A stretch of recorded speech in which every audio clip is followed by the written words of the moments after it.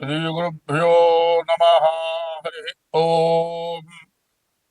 श्रीमहागणाधिपतये नमः। श्रीमहासरस्वत्यै नमः। हरि ओम। रामगुणाभिराम रघुराम पराक्रम भीम जानकी राम प्रपन्न राम बुधरंजित नाम सुकाम निष्कामयतन्तु భక్తి మనసా గురుపాదములాశ్రయింపుమా ముదమున పారిజాత తరుమూలమున అతి సూక్ష్మ రూపుడై హృది రఘువీరు నామమును ఎప్పుడు చెప్పను చుచు రామ భక్తులం బదలక బ్రోచుచుండు గను వాయుతను దునితిరాదు నీయదను దలంచి భక్తి కుమతి గురుపాదములాశ్రయింపుమా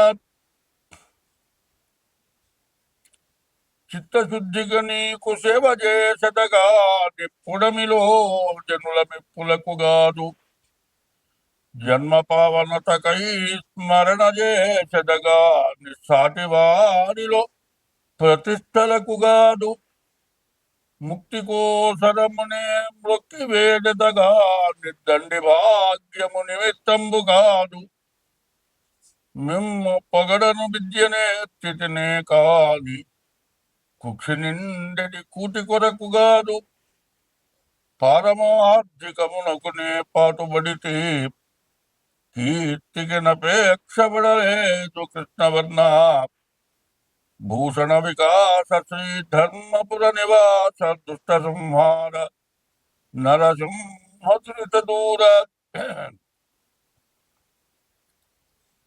2025 సంవత్సరం మే నెల 1వ తారీఖు నుండి మే నెల మాస ఫలాలు 2025 సంవత్సరం మే నెల 12వ రాశి మీనరాశి ఫలితాలు.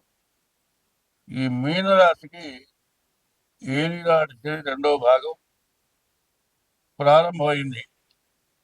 ఈ రాశి వాళ్ళ పరిస్థితి ఎట్లా ఉంటుందంటే ఎలికట కురుచుకునేలో మంచి వాసన వస్తుంది దానికి. అంటే ఎలికకి ఏంటంటే మనం తినడానికి ఇష్టం లేకుండా దుర్వాసన వచ్చిన వాటి కోసం కూర్చున్నది. ఆ కుండలో ఏదో ఉందని లోపల పడ్డది.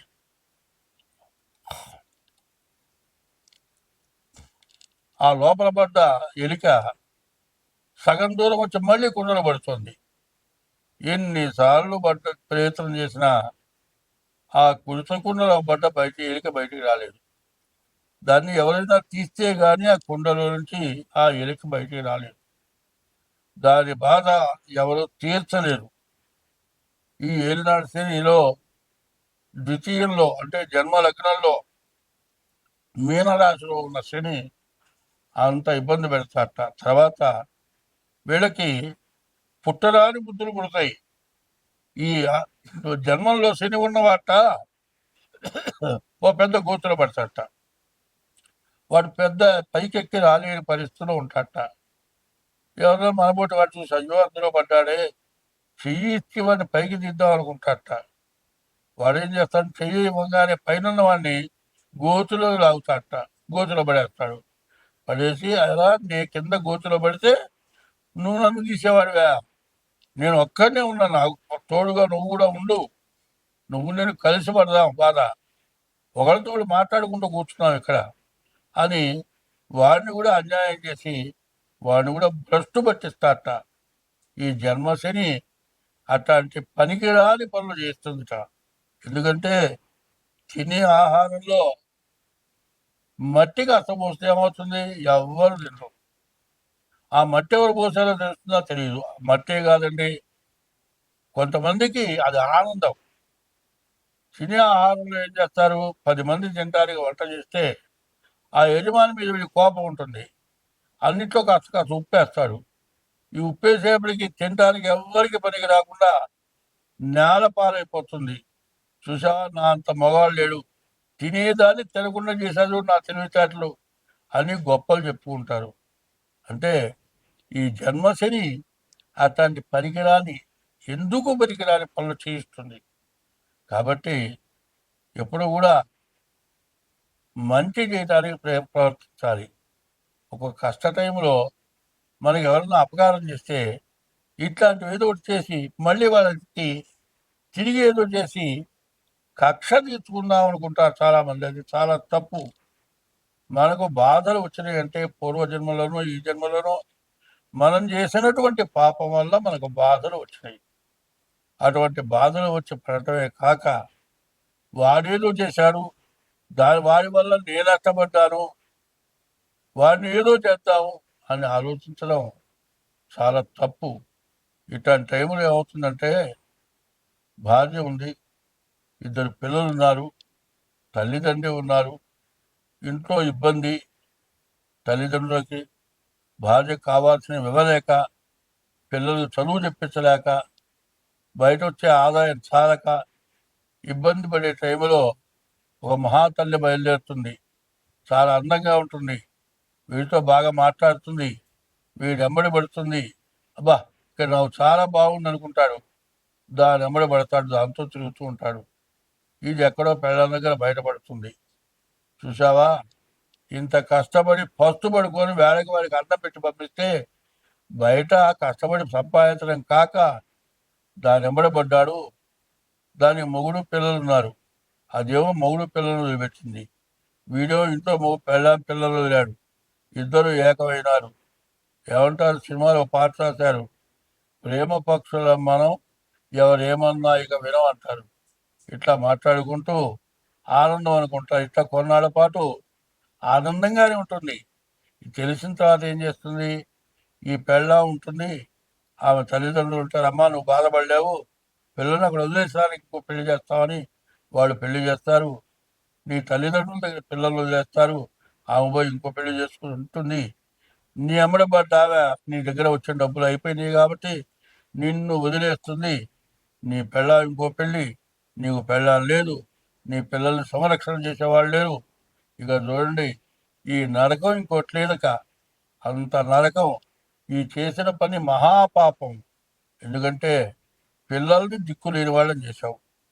మరి పరాయి స్త్రీ మోహంతో పెళ్ళాన్ని వదిలిపెట్టావు. ఆ పెళ్ళాం పోయి పెళ్లి చేసుకుంది, నువ్వు ఇంకో దాన్ని చేసుకుంటావు. నీ పిల్లల్ని ఆ ఉత్సాహం చూస్తుందా? చూడదు. తల్లిదండ్రులు, నీ పిల్లలు పెద్దవాళ్ళ అయ్యేంత వరకు నీ తల్లిదండ్రులు వాళ్ళని చూస్తారా? చూడండి, జీవితం మొత్తం ఒక స్త్రీ వ్యామోహంతో సర్వనాశనం అయిపోయింది. అదే చింతామణి నాటకంలో చూపిస్తాడు. ఎందుకంటే ఎప్పుడు కూడా పరస్త్రీ వ్యామోహంతో రావణాసురుడు చచ్చాడు. మరి భారతంలో కూడా మరి దుర్యోధనుడు మరి ధర్మరాజు భార్యని బాధలు పెట్టడం వల్ల రాజ్యం కోల్పోవటమే కాక వంశ నాశనం అయిపోయినారు. కాబట్టి ఇట్లాంటి తప్పుడు పనులు చేయకుండా అందరూ ఉండాలి. ఎప్పుడు కూడా హిందూ మతంలో ఒక భార్యకు ఒకటే భర్త, మళ్ళీ రెండోసారి పెళ్లి చేసుకోమని లేదు.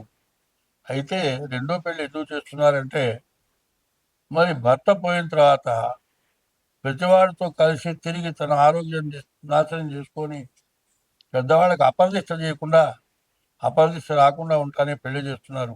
రెండో పెళ్లి పెళ్లి కాదు, రెండో భర్త భర్త కాదు.